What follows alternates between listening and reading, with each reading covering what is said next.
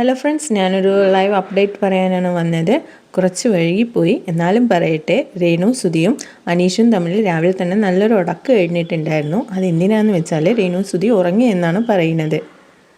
അനീഷ് അപ്പോൾ രേണു സുധി പറയുന്നുണ്ട്, ഞാൻ ഉറങ്ങിയതല്ല, ഞാൻ കണ്ണടച്ച് കിടന്നതാണ് എന്ന് പറയുന്നുണ്ട്. പക്ഷേ അനീഷ് സമ്മതിക്കുന്നില്ല. രേണു സുധി എവിടെ മാറി മാറി പോയിരുന്നാലും തിരിച്ചും മറിച്ചും പിന്നാലെ പോയി കണ്ണടച്ചു കൊണ്ടിട്ട് നടക്കുവാണ്.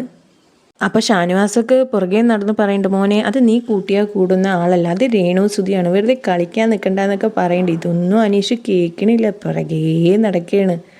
അവസാനം സുധിനെ രേണു സുധി എന്നല്ല വിളിക്കുന്നത്, രേണു മോളെ എന്നാണ് വിളിക്കുന്നത്. അപ്പോൾ രേണു പറയുന്നുണ്ട്, എന്നെ രേണു സുധി എന്ന് വിളിക്കണം, എൻ്റെ പേര് രേണു എന്നല്ല എന്നൊക്കെ പറയുന്നുണ്ട്. അതിനിപ്പോൾ സുധി ആരാ? ഇത് രേണു അല്ലേ, RENU.